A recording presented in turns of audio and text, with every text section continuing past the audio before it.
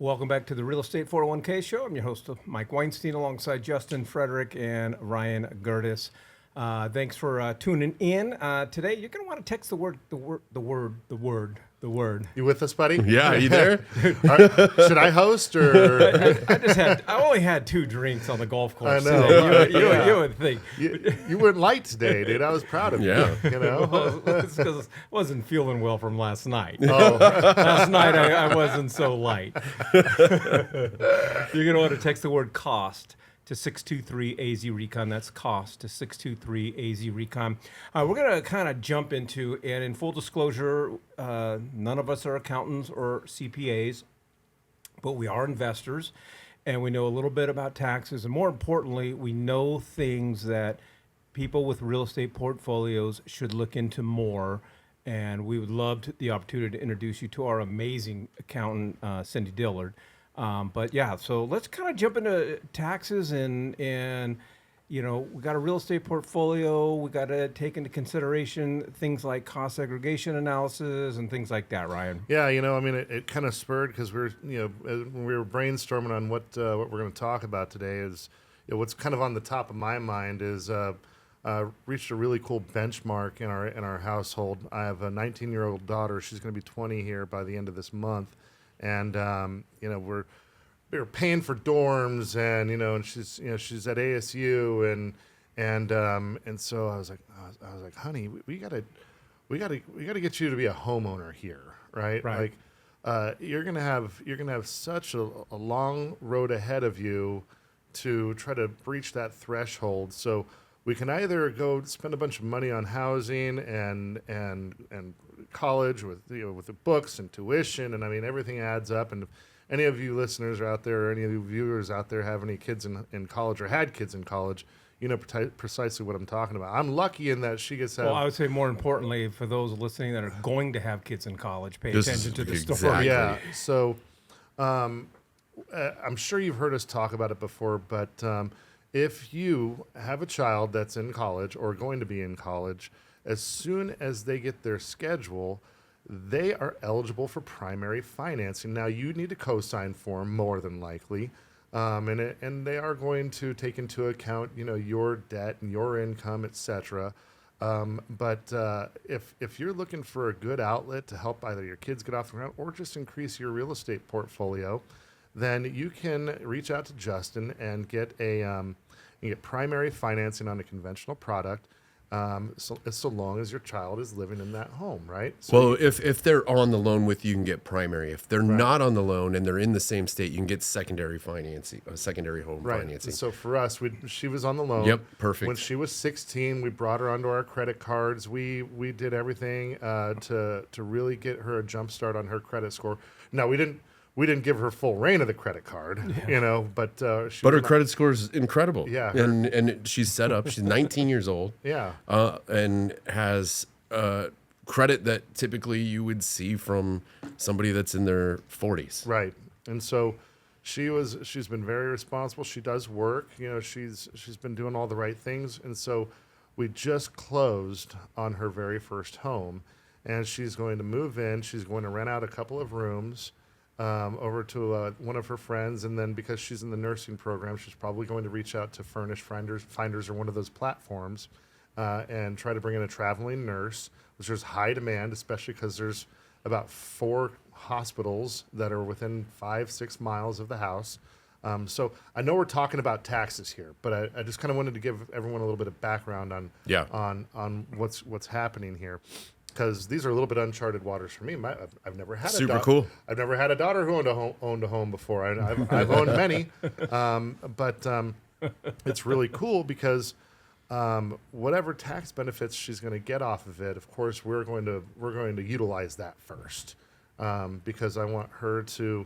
I brought her in through all the trenches on the negotiation, on the search, and now we're going through all the processes of doing some minor repairs. The home doesn't need too much, but she's talking with the carpet guys. She's talking with the roof guys. She's talking with the painters, and she's going through all that.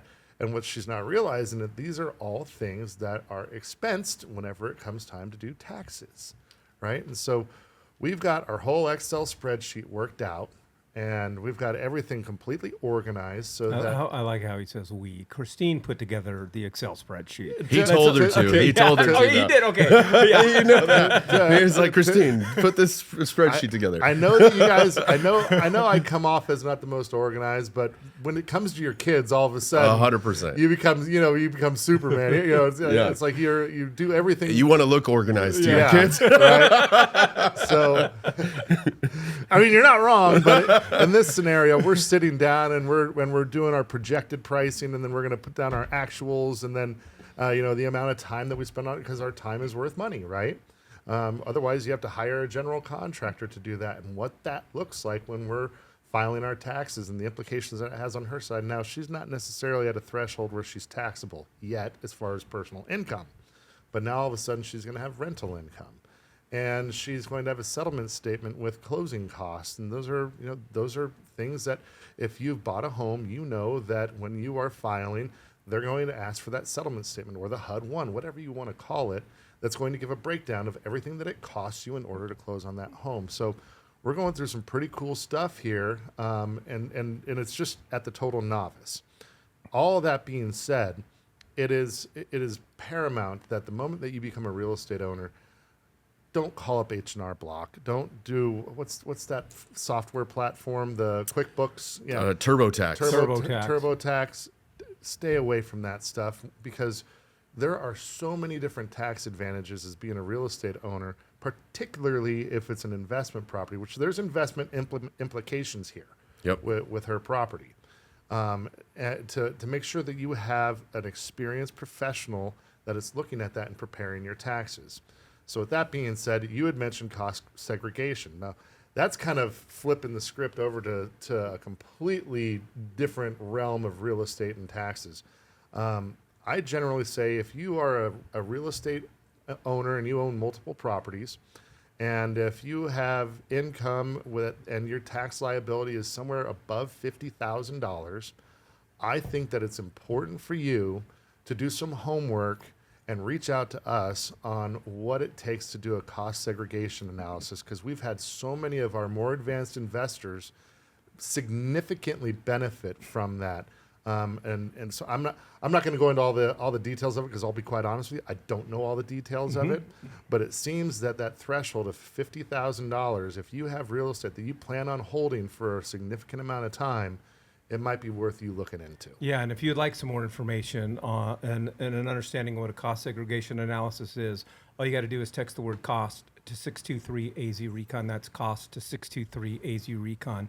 What I love more important, well, in addition to, obviously the most important lesson here is she's now a homeowner at 19 and going to be 20. It's an amazing experience. So pumped for her. So pumped for her. But in her situation, she's going to also instantly become a landlord. And she's going to be going through the interview process, the collecting rents, and the sob stories of why I can't pay my rent.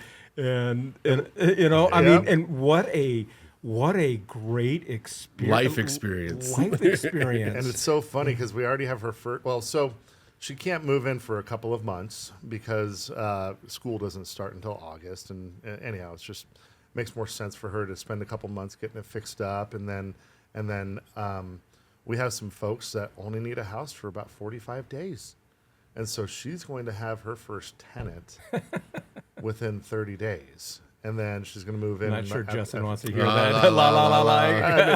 I didn't know this. Yeah, you saw it all over me. Her intent was to move in right away. Oh, yeah. He's talking about his other daughter, Brooklyn, too. Thank you. You're about to have a heart attack over here. But it's going to be fun because I'm going to get to sit there and watch her learn how to have those conversations and negotiate a lease. But you also bring up a good point, and I think this is a good reminder. Regardless of whether you're an investor or you bought your first home, if you purchased a home in 2025, it is imperative that you get that final settlement statement or that HUD-1 statement, the certified version of it. You may not know where it is. You did receive it. from the title company when you closed escrow. And if you don't have your hands on it, because it's so important to show up to your accountant or your CPA's office with this. And in addition to it, if you bought real estate, it's also important to understand the tax advantages and the creativity that you can get into when it comes down to taxes. And we could spend all day on our version of creativity, but our creativity comes from our accountant. But if you own a home, or you purchased a home, or you own a home, or own rental properties, it is time to talk to a professional, and we can introduce you to one. All you got to do is text the word COST to 623-AZ-RECON. That's COST to 623-AZ-RECON. What else? Oh, I thought we were talking about taxes. oh, I thought you were doing sign off on it. No, let's go off of Brooklyn. And Now that Justin's recovered. Yeah. well, and you guys keep calling it HUD 1. It's an Alta. It's been an Alta for a long time. But HUD 1 made me feel really good. I love that. I miss that That's statement. what I'm saying. Whatever you want to call it. There's a lot of different. There's a lot of different statements. I was just going with him. He said HUD 1, so I went with HUD 1. It's funny because when you turn on your utilities, that's what they ask you for. They still say HUD 1. They still call it HUD 1. Yeah. Okay, let's go down this road a little bit. Like, what do I see as far as the way people file their taxes when they have a property that they're going to be occupying as their primary residence and renting out rooms? Because that's it. Crazy as it sounds, it's kind of out of the ordinary. You don't typically have that. Sometimes you'll have a parent that purchases a home and they don't even write it off. They're just having the kids pay them money. Don't do that. If you're a parent and you're buying a home as a second home for your child to occupy and they're going to be renting out homes, make sure you put it on your Schedule E or create an LLC and use a Schedule C to file this. It's a sole proprietorship, so you can file these tax returns. Now, again, I'm not the tax professional, but there's tax advantages to doing it this way. There's protection as well when you do it that way. But I've seen individuals that rent out rooms or ADUs where they're putting it on a Schedule E and they're calling it Room 1 or Room 2, and they're showing that they're collecting rent. The reason why that's important is because, one, it creates rental management history, and then two, you're also creating that room rent history. So let's say that Brooklyn sells this house and you're not going to co-sign for her. She's going to go buy another house. The reason why that's important is she now has that history of renting out a room in her primary residence to where we can actually use room rental income on a new primary residence without somebody being on the mortgage with her. Okay. So we could say she's going to rent out a room at Home 2 for $700 a month, and we can prove that she's done this in the past because she has it on her tax return. All right. So with that being said, because one of the questions that we've still not finalized yet is, do we charge X amount and then have everyone break up the utilities, or do we charge a higher amount and include utilities? Because if we charge a higher amount and include utilities, That helps her then pre-qualify. that helps her pre-qual. That helps her qualify for another home. Okay, so that answers that Yeah, question. I mean, that way, I think most people would appreciate that. It's easy accounting. It's low maintenance. It's set it and forget it, right? Yeah. I need to come up with this much every single month. Right. Well, and I would think too. I mean, with if she's going to find people on Furnish Finders, they're walking into a situation expecting utilities already paid for. Yeah. And there's going to be a little bit more turnover. Well, I agree with that, but that's not the only platform, because she does have one of her close friends that she goes to school with that's going to move in as well, and so that's not traveling nurse. That's going to be a little bit longer term. Yeah. She's probably going to end up living there Through college. Through college, Yeah. more than likely, assuming that their friendship holds up, It's right?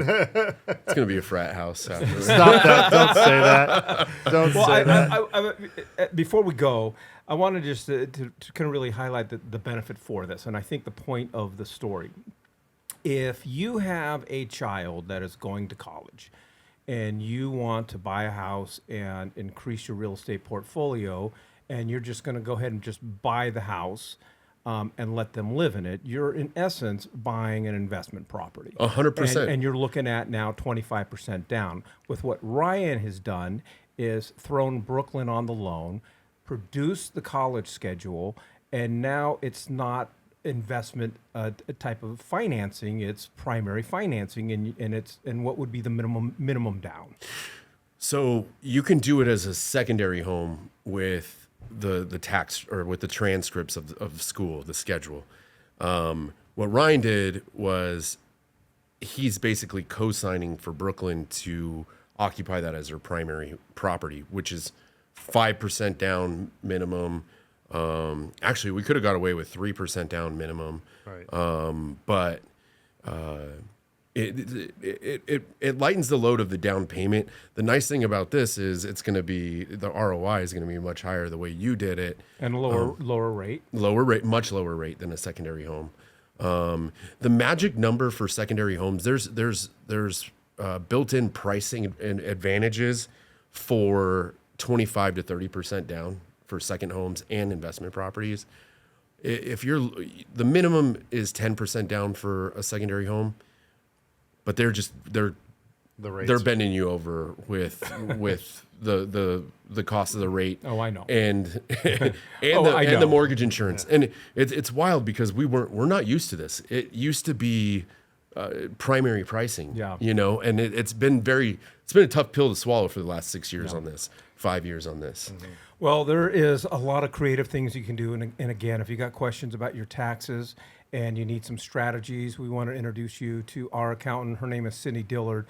But also, if you have a kid in college or going to college and you want to talk with us and learn some of our strategies on how we are helping our kids invest and, more importantly, increasing our real estate portfolios, all you got to do is text the word COST to 623 AZ Recon. That's COST to 623 AZ Recon.